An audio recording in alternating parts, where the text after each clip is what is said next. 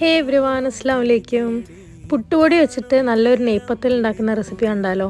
അപ്പോൾ ഞാനിവിടെ നെല്ലറിൻ്റെ പുട്ടുപൊടിയാണ് യൂസ് ചെയ്യുന്നത്. എൻ്റെ ഓൾമോസ്റ്റ് എല്ലാ സാധനങ്ങളും ഞാൻ നെല്ലറിൻ്റെ പ്രോഡക്റ്റ്സ് തന്നെയാണ് ഇവിടെ യൂസ് ചെയ്യുന്നത്. അപ്പോൾ അതിനു വേണ്ടി 2 ഗ്ലാസ് പുട്ടുപൊടി എടുക്കുക. അതിലേക്ക് ഞാൻ 4 ഗ്ലാസ് വെള്ളമാണ് തിളപ്പിക്കുന്നത്. നല്ല തിളച്ച വെള്ളം വേണം. തേങ്ങ ചിരുവേത് നമുക്ക് ക്രഷ് ചെയ്തെടുക്കണം. അപ്പോൾ അതിലേക്ക് തേങ്ങ ചിരുവയിലേക്ക് ചുവന്നുള്ളി ആഡ് ചെയ്ത് കൊടുക്കുക. പിന്നെ ചെറിയ ജീരകം, പിന്നെ നല്ല ജീരകം, 2 ജീരകവും വേണം. അതിൽ നല്ല ജീരകം കുറച്ച് കൂടുതൽ എടുത്തോളൂ. പിന്നെ അതിലേക്ക് തന്നെ നമുക്ക് ആവശ്യത്തിനുള്ള ഉപ്പും കൂടി ആഡ് ചെയ്ത് കൊടുക്കുക. ഈ മൊത്തം പുട്ടുപൊടിയിലേക്കും എല്ലാത്തിലേക്കും കൂടിയുള്ള ഉപ്പ് ഞാൻ ഒരുമിച്ച് ഇതിൻ്റെ കൂടെ തന്നെ ആഡ് ചെയ്യാണ്. എന്നിട്ട് ക്രഷ് ചെയ്തെടുത്തിട്ടുണ്ട്. എന്നിട്ട് നമുക്ക് ആ പുട്ടുപൊടിയിലേക്ക് ആഡ് ചെയ്ത് കൊടുക്കുക. അപ്പോൾ തിളച്ച വെള്ളം കുറച്ചായിട്ട് നമുക്ക് നല്ലോണം മിക്സ് ചെയ്തെടുക്കുക. കട്ട പിടിക്കാതെ നല്ലോണം നോക്കി മിക്സ് ചെയ്ത് കൊടുക്കുക. അത്യാവശ്യം ചൂടൊക്കെ ഒന്ന് കുറഞ്ഞ് വരുന്ന സമയത്ത് കൈ കൊണ്ട് തന്നെ നല്ലോണം കുഴച്ചെടുക്കണം.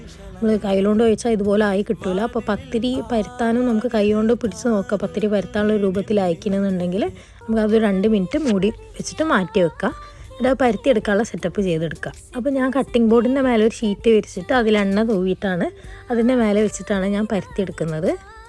പത്തിരി പ്രസ് ഉണ്ടെന്നുണ്ടെങ്കിൽ അതിൻ്റെ മേലെ വെച്ചിട്ടും ഇത് പരത്തിയെടുക്കാവുന്നതാണ്. പക്ഷേ എൻ്റെ അടുത്ത് പത്തിരി പ്രസ് ഒന്നുമില്ല. അപ്പോൾ തൽക്കാലം ഞാനിങ്ങനെ കൈകൊണ്ട് തന്നെ പരത്തിയെടുത്തിട്ടുണ്ട്. എന്നിട്ട് ചൂടായ എണ്ണയിലേക്ക് നല്ല ഇട്ട് കൊടുക്കുക. ഇത് ഇട്ട പാടൊന്നും ഇങ്ങനെ പൊള്ളി വരുമൊന്നുമില്ല. അതൊരു മീഡിയം ഫ്ലെയിമിൽ വെച്ചിട്ട് ഇതുപോലെ നമുക്ക് പൊരിച്ചെടുക്കാം. അപ്പോൾ അതിലേക്ക് വേണ്ടിയിട്ട് ഞാൻ ചെമ്മീൻ മോളിയാണ് ഉണ്ടാക്കിയത്. അപ്പോൾ ചെമ്മീൻ മോളിയും പത്തിരിയും എങ്ങനെ കോമ്പിനേഷൻ ഉണ്ടാവുമെന്ന് നമുക്ക് നോക്കാം. അപ്പോൾ മോനെ വിളിച്ചിട്ട് ഞാൻ ഒരു പീസ് മോനിക്ക് കൊടുത്ത് നോക്കി. അപ്പോൾ മോനിക്ക് നല്ല ഇഷ്ടപ്പെട്ടിട്ടുണ്ട്.